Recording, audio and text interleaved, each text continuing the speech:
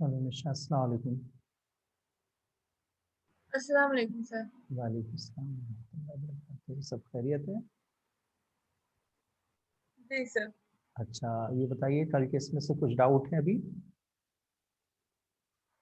Yes sir. Sir actually मुझे आपने FE वाला बताया था, हाँ, Fe2 प्लस Fe3 प्लस वाला। वो मुझे यस सर सर वो उतने अच्छे से समझ नहीं आया था क्योंकि कल थोड़ा नेटवर्क इशू भी था। अच्छा चलिए ठीक है, दोबारा से उसे देख लेते हैं।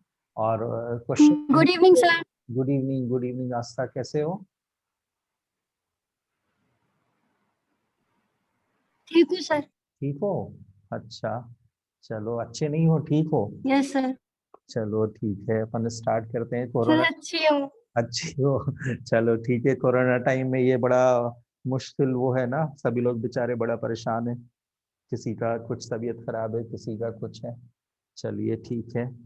तो अभी मैं किसी से बात कर रहा था, वो भी बेचारे बड़े तबीयत उनकी खराब थी, कोरोना हो गया है उन्हें भी। तो चलिए ठीक है, ऊपर वाले की मेहरबानी है कि हम लोग सब अच्छे से हैं। तो कल हम लोग जो चीज़ें कर रहे थे, हम लोग उसे कंटिन्यू करते हैं। और आप भी देखो आज कि कैसे अपन ने किया। सपोज सर अपन ने एक एलिमेंट लिया, सपोज सर अपन ने एक एलिमेंट लिया Fe2656। तो Fe2656 जो है, इसका जो इलेक्ट्रॉन्स होगा, इसके पास इलेक्ट्रॉन्स कितने हैं? 26। प्रोटॉन्स कितने हैं? 26। न्यूट्रॉन कितने हैं? 56 माइनस 26 यानी 30। ये भी बहुत ध्यान से रखो, क्योंकि अपन को अपन जब एटॉमिक स्ट्रक्चर पढ़ेंगे तो उसमें isotopes, isobars, isotones, isosters, isodiaphers, iso electronic species, isotopomers, ऐसे बहुत सारी चीजें आएंगी जिनमें इलेक्ट्रॉन, प्रोटॉन और न्यूट्रॉन की जरूरत पड़ेगी। तो ये भी अपन को निकालना आना चाहिए। किसी भी चीज को अपन, जो भी चीजें मैं पढ़ा रहा हूँ, तो आपको कोई भी इररिलेवेंट चीजें मैं नहीं पढ़ाऊंगा। जो आपके काम की चीजें हैं, जो आपके काम आएंगी, जो आपको एग्जामिनेशन में हेल्प करेंगी, जो आपकी केमिस्ट्री को ईजी करेंगी, सिर्फ वही पॉइंट्स में लूंगा। तो इसलिए इस चीज को भी हम बहुत अच्छे से करें। अच्छा, अब इसमें जो है Fe2656 में सबसे पहला पॉइंट है इलेक्ट्रॉनिक कॉन्फ़िगरेशन। इलेक्ट्रॉनिक कॉन्फ़िगरेशन क्या होगा? 1s2 2s2 2p6 3s2 3p6 4s2 3d6 2 4 10 12 18 20 26 26 electrons है ना। तो 26 इलेक्ट्रॉन्स आपने कर दिया। ये पहला शेल है। This first shell is having how many electrons? This first shell is having 2 electrons. This second shell is having 8 electrons. This third shell is having 14 electrons. This fourth shell is having 2 electrons. So 2 8 10 24 and plus 2 26. Total 26 electrons. इसमें तो कुछ भी नया नहीं है। अब जो अपन पढ़ रहे हैं ना, कुछ भी नया नहीं पढ़ रहे हैं। जो पढ़ चुके हैं अपन उसी को है ना, थोड़ा सी अलग अलग स्पेसिफिकली डेप्थ में जा करके थोड़े से एक्सेप्शंस और सारी चीजें एड्रेस करते हुए अपन वो कर रहे हैं। कुछ भी अपन नया नहीं पढ़ रहे हैं। जो पढ़ चुके हैं अपन उसी को, उसी का एप्लीकेशन देख रहे हैं कि किस तरह से क्वेश्चंस आएंगे। थ्योरी तो पढ़ लिया अपन ने, लेकिन उसका एप्लीकेशन अब देख रहे हैं। तो देखिए 2 8 14 2 हो गया। अब how many shells are there? 4 shells are there. So it's a member of fourth period. कौन से पीरियड का एलिमेंट है ये? फोर्थ पीरियड का एलिमेंट है। कौन से पीरियड का एलिमेंट है ये? फोर्थ पीरियड का एलिमेंट है। और देन इसके बाद fourth period. Fourth period. Then इसके बाद अपन चलते हैं सबसे लास्ट में। इलेक्ट्रॉन किस में जा रहे हैं? डी सब शेल में। सो it's a D block element. It's a D block element. It's a D block element. And D block के जितने एलिमेंट्स होते हैं सब के सब क्या होते हैं? हैवी मेटल्स होते हैं। ठीक है, वेरिएबल वैलेंसी होती है, वेरिएबल वैलेंसी होती है, वेरिएबल ऑक्सीडेशन स्टेट होती है। ठीक है। अच्छा, अब इसमें से जो सेवेंथ पॉइंट है बॉक्स इलेक्ट्रॉनिक कन्फिगरेशन, ये डी ब्लॉक एलिमेंट में ना। तो डी ब्लॉक में NS and N-1 D formula लगता है। डी ब्लॉक में कौन सा फार्मूला लगता है? NS and N-1 D. N का मतलब क्या है? 1 2 सॉरी, N का मतलब क्या है? N का मतलब क्या है? N का मतलब है 1 2 3 4। तो 4s और 4 माइनस 1 क्या हो गया? 3d। अब 4s में कितने इलेक्ट्रॉन्स हैं? देखो यहां लिखा है अपन ने। 4s में कितने इलेक्ट्रॉन्स हैं? 4s में 2 इलेक्ट्रॉन्स हैं, एक यहां आ गया और एक यहां आ गया। 3d में 6 इलेक्ट्रॉन्स हैं। तो 1 2 3 4 5 एंड 6 इलेक्ट्रॉन्स है। 4s एंड 3d में 6 इलेक्ट्रॉन्स है। अनपेयर्ड इलेक्ट्रॉन्स कितने हुए? 4 अनपेयर्ड इलेक्ट्रॉन्स हुए। तो इनका मैग्नेटिक मोमेंट कितना हो गया? 4.8 bm, 4 अनपेयर्ड इलेक्ट्रॉन्स हैं तो 4.8 bm, एंड देन ये क्या होगा, पैरामैग्नेटिक होगा। डी ब्लॉक एलिमेंट है, अनपेयर्ड इलेक्ट्रॉन्स प्रेजेंट है तो क्या होगा, पैरामैग्नेटिक होगा, ठीक है। और मैग्नेटिक मोमेंट 4.8 pm हो गया। देन इसके बाद कलर्ड डी ब्लॉक एलिमेंट है, अनपेयर्ड इलेक्ट्रॉन्स प्रेजेंट है तो कलर्ड हुआ। और 12th पॉइंट क्या होगा कि ग्रुप क्या होगा, तो ग्रुप इसका क्या हुआ, 6 + 2 8 इलेक्ट्रॉन्स, तो ग्रुप 8th आया, 8th ए बी सी कुछ नहीं। अच्छा, अब इसका चलिए आप, अब अगली चीज मालूम है क्या पता होना चाहिए आपको, ये पता होना चाहिए कि जो Fe है, Fe वो कौन सी ऑक्सीडेशन स्टेट शो करता है। मैंने जो आयंस के नोट्स भेजे हैं उन आयंस के नोट्स में आपको ये चीज मिलेगा कि जो Fe है वो Fe2+, ये चीज अपन को करना पड़ेगा, इसमें कुछ भी हेल्प नहीं मिल सकता, कोई मेथड नहीं है, कुछ नहीं है, ठीक है। तो ये आपको याद रखना पड़ेगा कि Fe की कौन कौन सी है, Ag की कौन कौन सी है, Au की कौन कौन सी है, Pb की कौन कौन सी है, Fe की कौन कौन सी ऑक्सीडेशन स्टेट है, ये सब चीजें अपन को याद रखना पड़ेगा। तो Fe2+ है, एटॉमिक नंबर कितना है 26 एंड एटॉमिक मास कितना है 56, इलेक्ट्रॉन्स कितने हो गए 2+ किया ना, यानी Fe3+ में से 2 इलेक्ट्रॉन्स निकाल दिए, Fe3+ किया आपने यानी Fe में से 3 इलेक्ट्रॉन्स निकाल दिए। तो Fe में से 2 इलेक्ट्रॉन्स निकाले आपने तो इलेक्ट्रॉनिक कन्फिग्रेशन क्या हो गया, 2 8 14 0, 2 8 14 0, 2 की जगह पे क्या आ गया 0 आ गया, 2 8 14 0। अब और यहाँ पर क्या आया 2 8, 2 इलेक्ट्रॉन्स यहाँ से निकल गए, एक यहाँ से निकल जाएगा, तो 2 8 13 0। अब ये जो 2 इलेक्ट्रॉन्स निकले ये कौन से थे, ये वाले इलेक्ट्रॉन्स थे, 4s इलेक्ट्रॉन्स थे। ये कौन से इलेक्ट्रॉन्स थे, 4s इलेक्ट्रॉन्स थे। तो 4s कितना हो गया 0 हो गया और 3d 6 रहा। 2 इलेक्ट्रॉन्स निकले ना, तो वो कहां से निकले 4s में से निकले, लास्ट शेल 4th है ना, तो 4th शेल जो है लास्ट शेल है, उस 4th शेल में से 2 इलेक्ट्रॉन निकले। ये 2 इलेक्ट्रॉन कौन से हैं, ये वाले हैं 4s, तो 4s 0 हो गया, 3d 6 हो गया। अच्छा, इसमें कितने निकले, 3 निकले, तो 2 तो यहां से निकल जाएंगे और एक यहां से निकलेगा, तो इसकी कॉन्फ़िगरेशन क्या हो जाएगी 4s0 3d 5। इस तरह के क्वेश्चंस आते हैं। अब इसके पास कितने अनपेयर्ड इलेक्ट्रॉन्स हुए, 4 अनपेयर्ड इलेक्ट्रॉन्स Yes, हुए। sir. मैग्नेटिक मोमेंट कितना हो गया 4.8 bm, क्या हो गया ये पैरामैग्नेटिक हो गया, क्या हो गया ये कलर्ड हो गया, है ना। ये तो कुछ भी नया नहीं है, जो अपन ने पढ़ा है वो ये। अब यहाँ पर कितने अनपेयर्ड हुए, इसके पास 5 अनपेयर्ड इलेक्ट्रॉन्स हुए, तो मैग्नेटिक मोमेंट कितना हो गया 5.8 bm हो गया, ये क्या हो गया पैरामैग्नेटिक हो गया, ये क्या हो गया कलर्ड हो गया। अच्छा, अब जैसे मैंने आपको जो क्वेश्चन दिया वो कैसे दिया, मैंने आपको क्वेश्चन दिया Fe2+, एग्जामिनेशन में वो Fe2+ नहीं देंगे, वो क्या देंगे FeCl2, FeCl2 मतलब Fe2+ ना, एग्जामिनेशन में वो Fe2+ नहीं देंगे, FeCl2 नहीं देंगे, वो आपको क्या देंगे K4FeCN6। ये 4+ हो गया, ये 6- हो गया, ये 4+, ये 6-, तो ये क्या होगा फिर 2+, तो K4FeCN6 यानी Fe2+। अच्छा, Fe3+ नहीं देंगे वो आपको, अगर दे दिया तब तो बहुत आसान है, and Fe2+ is ferrous ion, Fe2+ is ferrous और आयरन 2 आयन, और Fe3+ क्या है फेरिक और आयरन 3 आयन। तो ये आयरन 2 और आयरन 3 समझ रहे हो,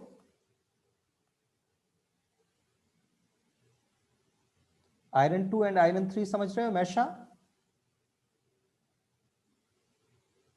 no sir. Iron 2 and iron 3, ये समझा आपने कि 2 क्यों लिखा है, क्योंकि Fe2+ है। इसके चार्ज। Yes sir, okay. हाँ, चार्ज को ऑक्सीडेशन नंबर को रोमन न्यूमरल में ब्रैकेट के अंदर लिखते हैं, यहां भी चार्ज Okay, को sir. ऑक्सीडेशन नंबर को रोमन न्यूमरल में ब्रैकेट के अंदर लिखा। ये स्टोक्स नोटेशन कहलाता है, ये क्या कहलाता है स्टोक्स नोटेशन, स्टोक्स नॉमेनक्लेचर, कि जिसमें ऑक्सीडेशन नंबर को रोमन न्यूमरल में ब्रैकेट के अंदर लिखा जाता है, ये स्टोक्स नोटेशन कहलाता है, स्टोक्स नॉमेनक्लेचर कहलाता है, ठीक है। जिसमें आप जो है ऑक्सीडेशन नंबर को रोमन न्यूमरल में ब्रैकेट के अंदर लिखते हैं, ठीक है। ये सब क्वेश्चंस हैं, इवन ये आपके 11th-12th में भी सब्जेक्टिव क्वेश्चंस में भी आ सकते हैं, ये 1 मार्क वाले क्वेश्चंस में, MCQ तो है ही, और 1 मार्क क्वेश्चन में भी आ सकता है, ठीक है। तो आपने यहां लिखा Fe3+, एग्जामिनेशन में वो क्या दे देंगे, एग्जामिनेशन में क्या दे देंगे वो आपको FeCl3।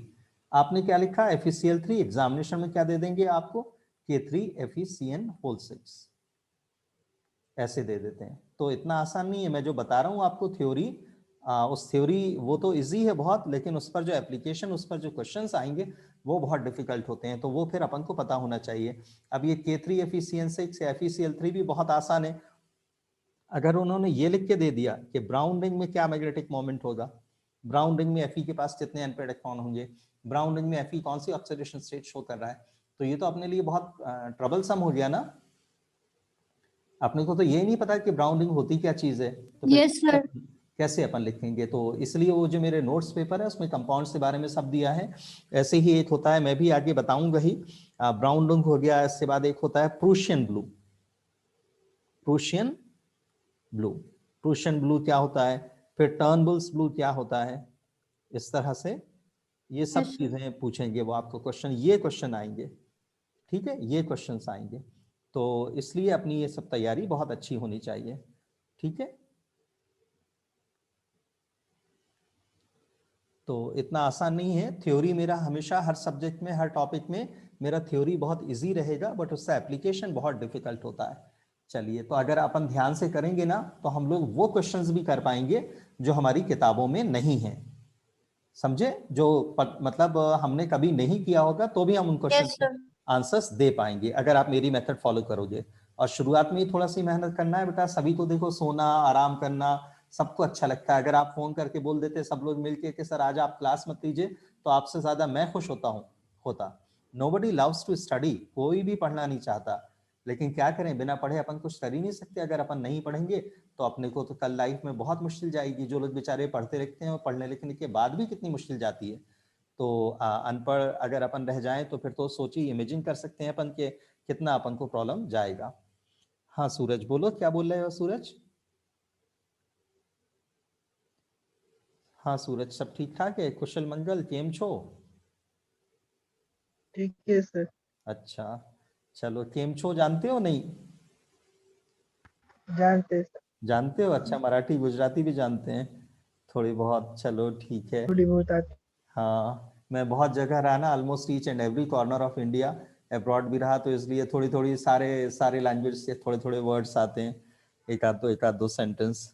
चलिए ठीक है, तो ये बड़ी काम की चीज थी बेटा, और ये बहुत मुश्किल क्वेश्चंस, 1000 क्वेश्चंस मैं बोल रहा हूँ ना आपको, जीआरबी या अरिहंत अगर आप करोगे तो more than 1000 questions you will be getting based on these 12 points what we have finished up till now. इतना बड़ा टॉपिक है, इसलिए इसको कैजुअली बिल्कुल मत लो। आपके पास अगर अभी किताब में ये चीजें नहीं मिल रही सर हैं, आप हाँ क्या चीज, क्या कह रहे थे। की आवाज ठीक नहीं आ रही सर, रुक रुक के आ रही है। अच्छा, रुक रुक के आ रही है, अच्छा थोड़ा नेटवर्क का इशू हो रहा है, कल भी बहुत ज्यादा डिस्टरबेंस था। आज तो ऊपर वाले की मेहरबानी कितना नहीं है, लेकिन कल बहुत डिस्टरबेंस था। यहाँ पे एक्चुअली में ब्रॉडबैंड नहीं है, मैंने मालूम किया था, तो ब्रॉडबैंड नहीं है, तो इसलिए थोड़ा सी नेटवर्क का इशू जाता है, लेकिन मैं ब्रॉडबैंड के लिए कोशिश कर रहा हूँ, तो वो हो जाएगा, तो then it won't be an issue.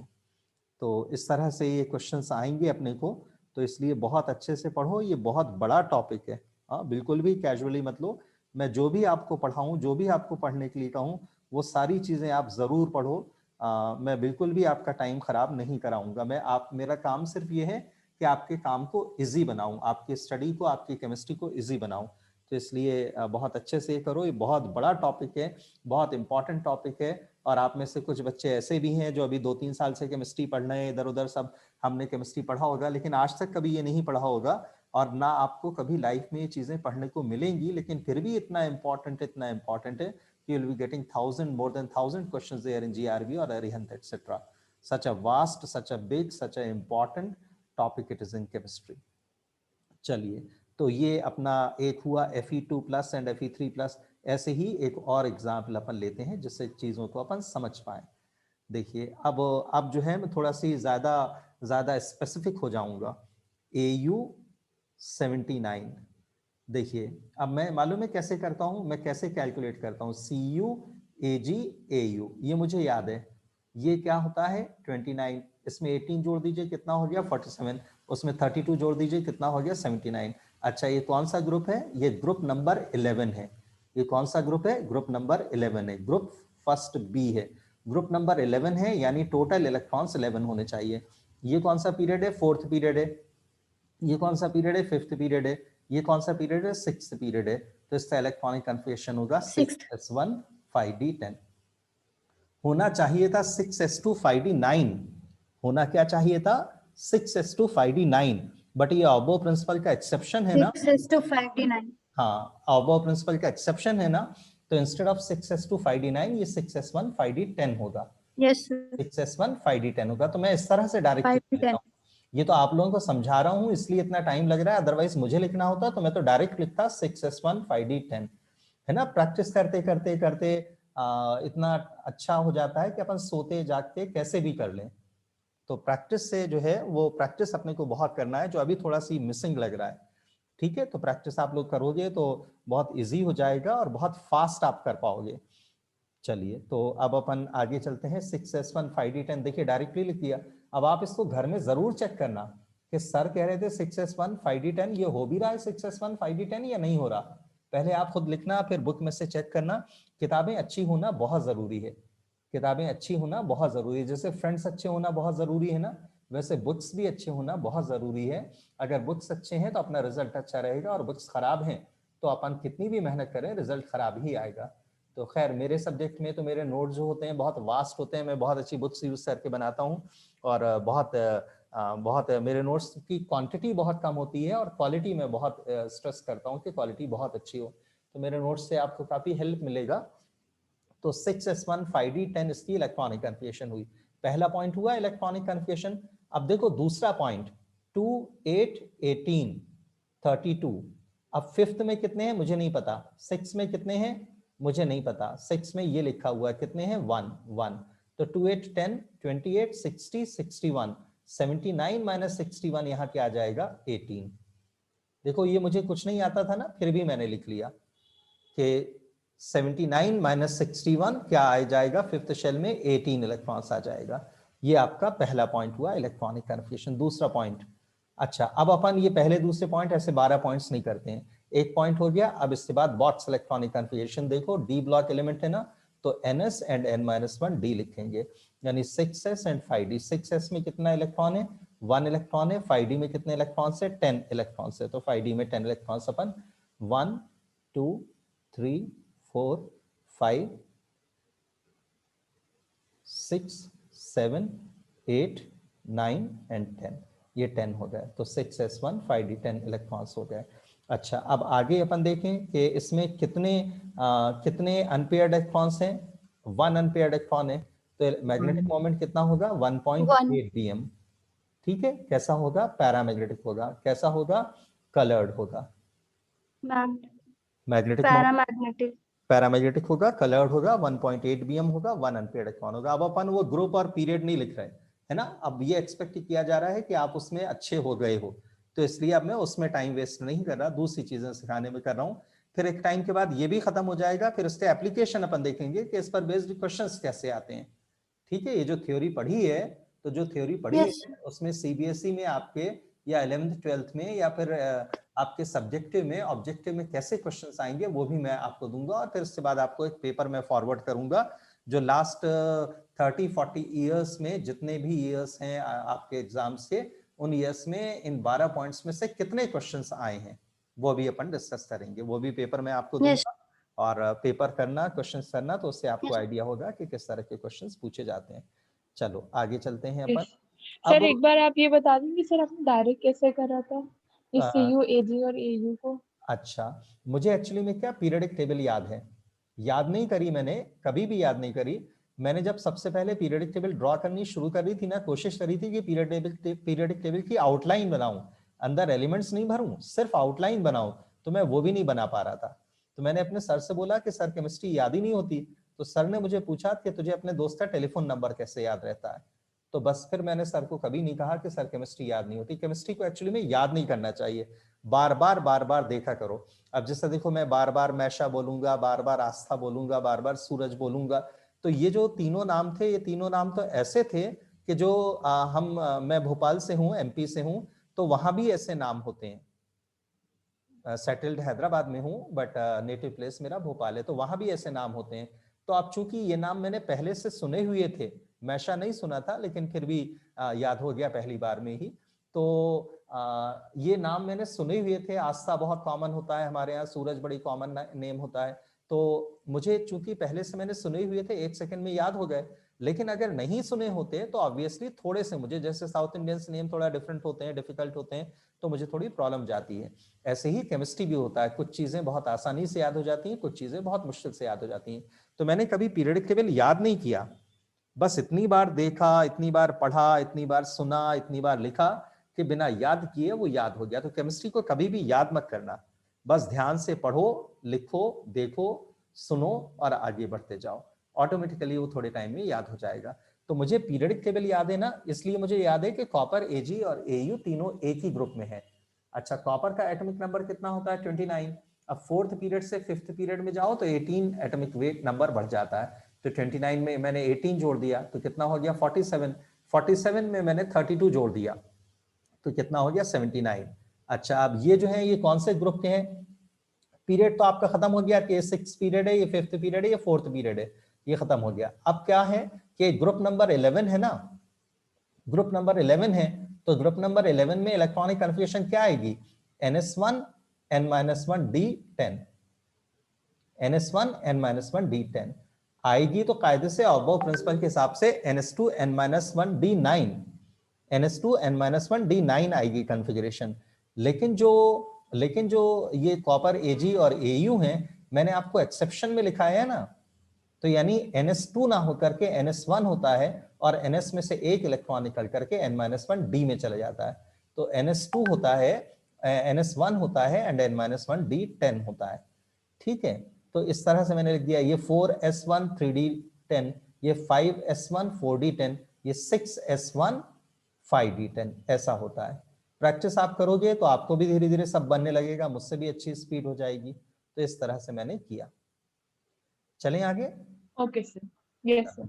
अब इससे बाद जो है ना, मुझे ये पता होना चाहिए कि भाई Fe की ऑक्सीडेशन नंबर्स क्या होती हैं। अगर मुझे ये नहीं पता होगा ना तो इस पॉइंट को आगे मैं हैंडल नहीं कर पाऊंगा। तो मुझे ये पता होना चाहिए कि Au जो है 1+ होता है और Au 3+ होता है। इसका नाम होता है ऑरस या गोल्ड 1, और इसका नाम होता है ऑरिक और गोल्ड 3। एक चीज बताओ मुझे, देखता हूं आप लोगों का कॉमन सेंस कितना कॉमन है, कितना अच्छा है, कि आप ये बताओ कि जब आप छोटे रहते हो, आप जब बच्चे रहते हो, इन्फेंट रहते हो, तो आपको सोने चांदी के बर्तनों में खिलाया जाता है जनरली? क्यों खिलाया जाता है सोने चांदी के बर्तनों में?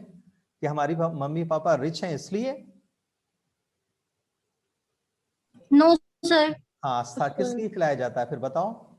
सोने चांदी के बर्तनों में क्यों खिलाते हैं, कांच के बर्तन में क्यों नहीं खिलाते? सर क्योंकि हमें सोने चांदी के बर्तनों में इसलिए खिलाया जाता है ताकि उसमें खाना खाने की वजह से हमारे अंदर वो सारे मेटल्स भी आ जाए। किस लिए आ जाए? मतलब क्या भाई, क्यों चाहिए आपको मेटल? ये जो सोने चांदी की आप बात कर रहे हो, इसी मेटल की स्पेसिफिकली बात करना, कि सोना क्यों आपकी बॉडी में आ जाए, चांदी क्यों आपकी बॉडी में आ जाए। ये पानी की ठंडी बोतल होती है ना प्लास्टिक की, उसमें पानी गर्म नहीं रहता, ठंडा रहता यस है, सर। तो भी उसमें प्लास्टिक डिसॉल्व होता यस है। सर। और अगर सोचो कि अपन गर्म पानी यस सर। भरें या गर्म खाना भरें तो कितना सारा प्लास्टिक, कितना सारा मेटल्स डिसॉल्व हो जाएगा और खाने में वो हमारे बॉडी के अंदर जाएगा। Yes sir. अच्छा चलिए, आपको पता होना चाहिए था लेकिन नहीं पता, क्योंकि आपने टेलीविजन जो है ना दिमाग से नहीं देखा, आंखों से देखा। तो आंखों से नहीं देखना है टीवी, कानों से नहीं सुनना है टीवी रेडियो, आपको दिमाग से सुनना है, दिमाग से देखना है। तो शाहरुख खान का एड है सोना चांदी च्यवनप्राश। उस एड में वो क्या बोलता है? उस एड में वो क्या बोलता है? शाहरुख खान क्या कहता है?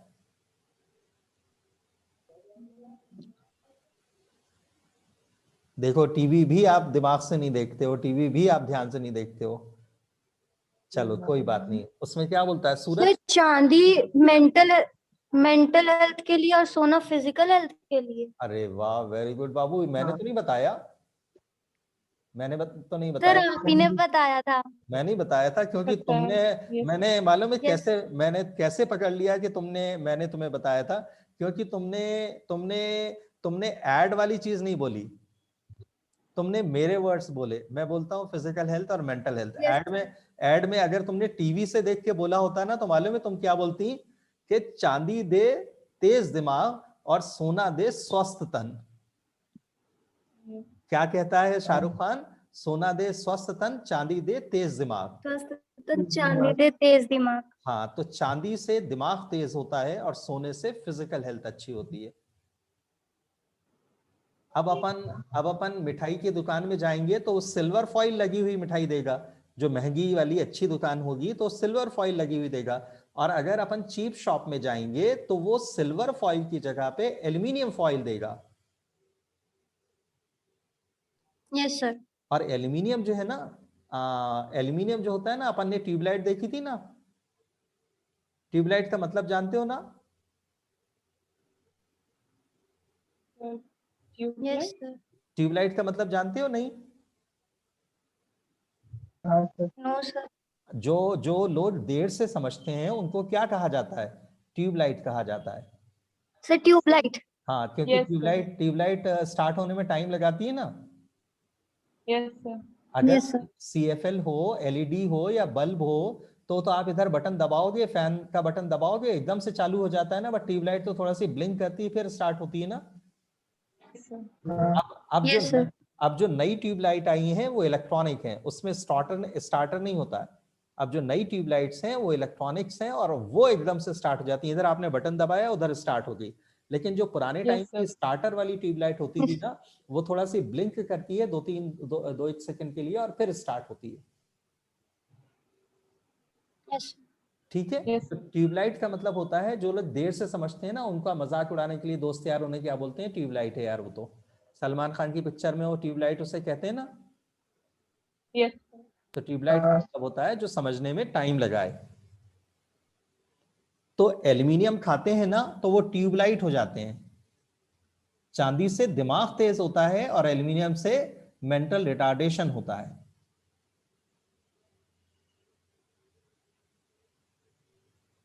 ठीक है। चांदी का जस्ट अपोजिट होता है यस एल्यूमिनियम। जैसे जहां पर बॉक्साइट के माइंस होते हैं ना, बॉक्साइट जहां पर होता है, जैसे बिहार है, झारखंड है, और ये 3-4 स्टेट्स, उड़ीसा है, ये मिले हुए हैं। यहाँ पर जो है ना बॉक्साइट बहुत होता है, एल्यूमिनियम बहुत होता है। अब जब बॉक्साइट होगा, एल्यूमिनियम होगा, तो ऑब्वियसली फिर वहां पर वो जमीन में भी बॉक्साइट होगा, एल्यूमिनियम होगा, और जमीन में होगा तो प्लांट्स में भी होगा, और वहां जो पानी होगा उस पानी में भी एल्यूमिनियम होगा। तो उस पानी को आप इरिगेशन में करोगे तो प्लांट्स में जाएगा पानी, या उस पानी को एनिमल्स पिएंगे तो वो एनिमल्स की बॉडी में जाएगा। और हम खाते क्या हैं? या तो नॉनवेज खाते हैं या वेज खाते हैं, और दोनों ही चीजों में वो एल्यूमिनियम रहेगा। तो ऑब्वियसली जो लोग वहां रहते हैं उनको अपन कितना भी बोलते बताएं, लेकिन वो लोग समझ ही नहीं पाते, उनके समझ में नहीं आता, वो बस अपना मुंह देखते रह जाते हैं। तो वजह क्या है? क्योंकि उनकी बॉडी में एल्यूमिनियम बहुत है। तो एल्यूमिनियम से मेंटली रिटार्ड होते हैं, और सिल्वर से हम मेंटली स्ट्रांग होते हैं, और गोल्ड से फिजिकली स्ट्रांग होते हैं। ठीक है, याद रहेगा। Yes sir. अगर हमारे Yes, sir. Mummy papa yes sir. अगर हमारे मम्मी पापा की हाइट कम है, तो अगर हमारे मम्मी पापा अवेयर हों तो बच्चों को जिंक खिलाएंगे। Zinc is responsible for elongation of cells. Zinc से सेल की लंबाई बढ़ती है, यानी हमारी हाइट बढ़ती है। तो हमें ऐसी चीजें खाना खिलाना चाहिए जिसमें कि जिंक हो। बीको जिंक है, जिंकोविट है, ये सब जो है ना हमारी हाइट को बढ़ाते हैं। जिंक तो वैसे भी बहुत अच्छा कैटलिस्ट है, तो ये सब हमारी हाइट को बढ़ाते हैं। तो हम में से अब जब बात कर ही रहा हूं इतने सारे एलिमेंट्स, ये सब याद रखना, ये सब हमारे काम के हैं। और हम में से कई लोग बड़े शॉर्ट टेम्पर्ड हो जाते हैं ना, बड़ा तेज गुस्सा आता है। Yes sir. आस्था को आता है, नहीं आता है? सर आता है। आता है। मैशा और सूरज को तो नहीं आता होगा शायद, मुझे लगता है। अब ऊपर वाला जाने कि मैं सही हूं कि गलत हूं। लेकिन आस्था को लगता है कि गुस्सा तेज आता होगा। तो गुस्सा क्यों आता है तुम्हें? गुस्सा इसलिए आता है तुम्हें क्योंकि तुम्हारे बॉडी में सोडियम ज्यादा है। अगर तुम ऐसा खाना खाओ जिसमें सोडियम ज्यादा है, यानी नमक ज्यादा खाओ ना, नमक ज्यादा खाएंगे ना अपन, यस तो फिर सर। अपन को जल्दी गुस्सा यस सर। आएगा। अच्छा, अपन ने देखा होगा अपने दादा दादी, नाना नानी, या जब बूढ़े लोग हो जाते हैं तो बेचारे बेवजह चिल्लाते रहते हैं, डांटते रहते हैं ना दिन भर, ये क्या कर रहे हो, वो क्या कर रहे हो। तो उसकी वजह यस ये रहती है कि उस एज में उन लोगों का, बेचारों का सोडियम ज्यादा हो जाता है। तो सोडियम ज्यादा हो जाने तो की ये वजह से वो लोगों का ब्लड प्रेशर बढ़ जाता है। सोडियम जो है ना वो ब्लड प्रेशर के लिए जिम्मेदार होता है। Yes sir. सोडियम तो जो ये है ऑब्वियस है कि अगर कोई ज्यादा सॉल्ट यूटिलाइज करता है तो वो शॉर्ट टेम्पर्ड होगा। वो शॉर्ट टेम्पर्ड रहेगा। और एक्चुअली में आप ज्यादा सोडियम ना भी खाओ ना, तो भी कुदरती तौर पर यस सर। आपकी, जैसे नॉनवेज में सॉल्ट बहुत ज्यादा होता है, तो आप कुदरती तौर पे यस आपके बॉडी में सॉल्ट ज्यादा रहेगा, NaCl ज्यादा रहेगा, और आप शॉर्ट टेम्पर्ड रहोगे।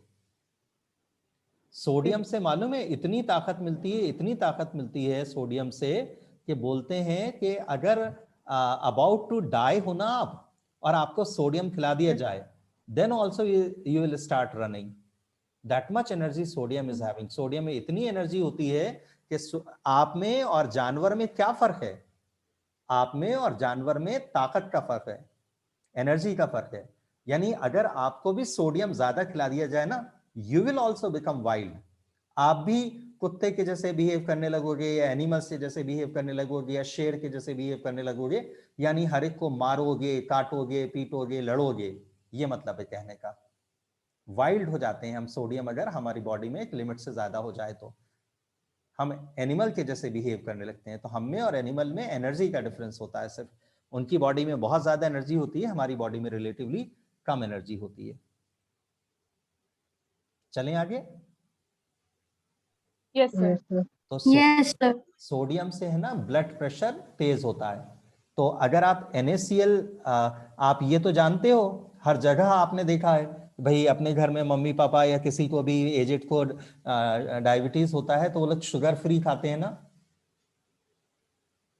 हाँ सर। Yes sir. ऐसे ही किसी को हाई यस सर। ऐसे ही किसी को हाई बीपी होता है तो वो क्या खाते हैं? लोना। आप कहोगे कि सर आपको ये सब कहाँ से पता चलता है? मुझे ये सब चीजें टेलीविजन से पता चलती हैं, ये कोई केमिस्ट्री की किताबें थोड़ी पढ़ाती हैं। उस सॉल्ट को, जैसे शुगर फ्री होता है ना डायबिटिक्स के लिए, वैसे हाई बीपी वालों के लिए लोना सॉल्ट होता है। कौन सा सॉल्ट होता है? लोना सॉल्ट। उस लोना का मतलब क्या होता है? लो सोडियम। लोना। लो सोडियम सॉल्ट। लोना सॉल्ट यानी नाम उसका लोना सॉल्ट है, मतलब उसका क्या है? लो सोडियम सॉल्ट। तो ऐसे सॉल्ट में फिर सोडियम कम होता है, लो होता है। तो फिर क्या होता है सोडियम की जगह पर? पोटेशियम होता है। पोटेशियम क्लोराइड होता है। वो आपके ब्लड प्रेशर को नहीं बढ़ाता, लेकिन सोडियम के सारे काम को करता है। चलें आगे। Yes sir. आपकी जो यस सर। जो सस्ती साबुन है ना, आपकी उस सस्ती साबुन में, चीप सोप में क्या होता है? NaOH होता है। चीप सोप में क्या होता है? NaOH होता है। और वो NaOH जो है ना आपकी स्किन से फैट ले लेता है, यानी आपकी स्किन को रफ कर देता है। आपकी स्किन से फैट ले लेता है, आपकी स्किन को रफ कर देता है, स्मूथनेस खत्म कर देता है। लेकिन अगर आप NaOH की जगह पर ऐसी साबुन इस्तेमाल करो जो जिसमें KOH हो, जितनी भी महंगी साबुन होती है ना उनमें पोटेशियम होता है, और जो सस्ती साबुन होती है उनमें सोडियम होता है। तो आप महंगी साबुन लोगे तो सोडियम की जगह पर पोटेशियम होगा, तो सोडियम का ही काम करेगा कि आपकी स्किन से ऑयल को या डर्ट को या ग्रीस को या गंदी चीजों को हटा देगा। और लेकिन आपकी स्किन से जो फैट है ना, उस फैट को नहीं लेगा। अगर आपकी स्किन से फैट ले लेना तो क्रैक्स आ जाते हैं, अपन के हाथ में, पाँव में, मुंह में क्रैक्स आ जाते हैं ना।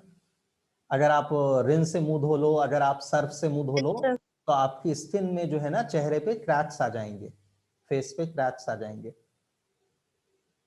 तो जो सोडियम है ना वो आपकी स्किन से फैट को ले लेता है। तो सोडियम की जगह पर अगर आप NaOH की जगह पर KOH वाली, पोटेशियम वाली सोप यूज करोगे तो वो कॉस्टली रहेगा और आपकी स्किन की क्वालिटी को मेंटेन करके रखेगा। आपकी स्किन की क्वालिटी को मेंटेन करके रखेगा। ठीक है। Yes sir.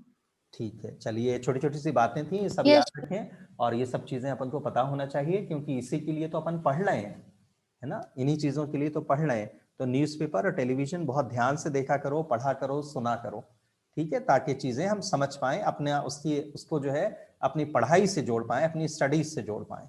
चलिए, तो हम बात कर रहे थे एक्सक्यूज मी, हम बात कर रहे थे AU1+ एंड AU3+ की। AU1+ जो है वो क्या हो जाएगा, एक इलेक्ट्रॉन निकल गया, है ना, और यहाँ पर कितने इलेक्ट्रॉन्स निकल गए, 3 इलेक्ट्रॉन्स निकले। एक इलेक्ट्रॉन कौन सा निकला, ये वाला, और ये कौन सा इलेक्ट्रॉन है, ये वाला है। तो इसकी इलेक्ट्रॉनिक कन्फिग्रेशन क्या हो गई, 2, 8, 18, 32, 18 और 0। ये कौन सा इलेक्ट्रॉन था, 18 0. हाँ, ये 6s था, तो 6s 0 हो गया और 5d 10 एज इट इज रहा।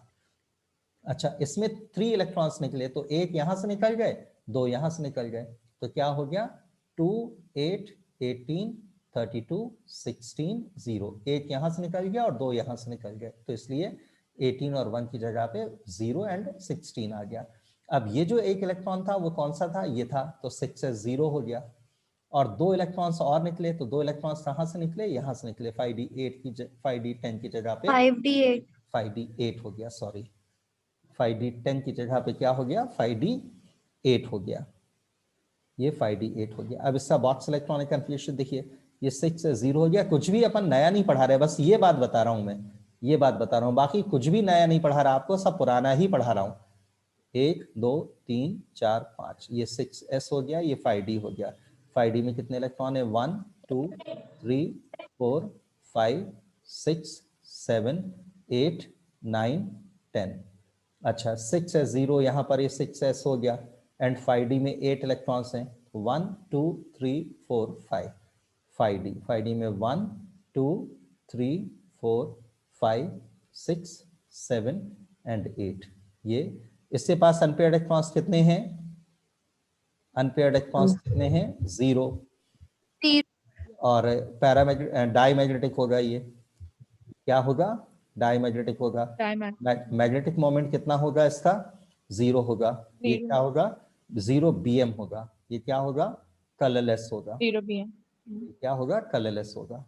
अच्छा, अब इस पे आइए, इसके पास कितने अनपेयर्ड इलेक्ट्रॉन्स हैं, इसके पास अनपेयर्ड इलेक्ट्रॉन्स हैं 2, तो 2 अनपेयर्ड इलेक्ट्रॉन्स है, तो मैग्नेटिक मोमेंट कितना होगा, 2.8 bm। और जिससे मैग्नेटिक मोमेंट होता है वो पैरामैग्नेटिक होता है और वो कलर्ड होता है, तो ये कलर्ड होगा। तो अब अपन को इन पॉइंट्स पर फोकस रखना है। अब ग्रुप, पीरियड, ब्लॉक, वैलेंसी, ये सब चीजें जितना पढ़ना था अपन ने पढ़ लिया, खत्म हो गई, ठीक है। अब जितना सीखना था सीख लिया, अब उसको मुझे जितना बताना था बता दिया, अब आपको उसकी प्रैक्टिस करनी है बहुत अच्छे से, तभी आप उस पर कमांड कर पाओगे। और देन फिर उसके बाद सेकंड चीज ये है, सेकंड के बाद थर्ड फिर एप्लीकेशन आएगा, जो अपन अगली आने वाली क्लासेस में देखेंगे। तो इस तरह से देखो, मुझे ये चीजें पता होना चाहिए कि AU के ऊपर क्या चार्ज होता है, AU1+, AU3+, ठीक है, ये चार्जेस होते हैं AU के ऊपर, तो ये अपन को याद रखना पड़ेगा। ऐसे ही हर एक एलिमेंट का, तो ये मैंने जो आयंस से नोट्स आपको दिए हैं,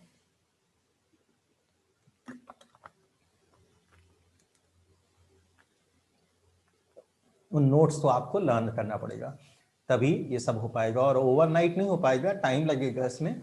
बस ये है कि रात दिन देखते रहो, पढ़ते रहो, लिखते रहो, सुनते रहो, ऑटोमेटिकली बिना याद किए सब याद हो जाएगा, ठीक है। Okay sir. ये हुआ। अच्छा, Yes, sir. अब इस सबको मैं क्यों बता रहा हूं, उससे लिए बताता हूं कि क्यों ऐसा बता रहा हूं। जिसके पास जितने ज्यादा नंबर ऑफ अनपेयर्ड इलेक्ट्रॉन्स होते हैं, वो उतना ही ज्यादा पैरामैग्नेटिक होता है, उसका मैग्नेटिक मोमेंट उतना ही ज्यादा होता है, और उतना ही ज्यादा वो डार्क कलर, ठीक है, उतना ही ज्यादा वो डार्क कलर्ड होता है। Fe2+ और Fe3+ में किसके पास ज्यादा अनपेयर्ड इलेक्ट्रॉन्स हैं, इसके पास ज्यादा अनपेयर्ड इलेक्ट्रॉन हो, तो ये ज्यादा पैरामैग्नेटिक होगा, ये ज्यादा डार्क कलर्ड का होगा, इसका मैग्नेटिक मोमेंट ज्यादा होगा, इसके नंबर ऑफ अनपेयर्ड इलेक्ट्रॉन्स ज्यादा होंगे। तो इस तरह से क्वेश्चंस आते हैं। अब ये तो मैंने बहुत आसान दिया, वो ऐसे थोड़ी देंगे आपको, वो क्या देंगे, Fe2+, CO2+, Ni2+, Cr3+, ऐसे देंगे। तो अब आपको सबका एटॉमिक नंबर पता होना चाहिए, सबकी इलेक्ट्रॉनिक, और कोई आपके पास इतना टाइम थोड़ी रहेगा वहां पर एग्जामिनेशन में कि आप बैठ के सोचो कि hydrogen, helium, lithium, beryllium, boron, carbon, nitrogen, ये सब का टाइम थोड़ी रहेगा। फिर आपके पास ये भी टाइम थोड़ी रहेगा कि Fe की इलेक्ट्रॉनिक कन्फिग्रेशन तो 1s2 2s2, डायरेक्ट आपको करना है 4s0 4s0 3d6, डायरेक्ट आपको करना है 4s0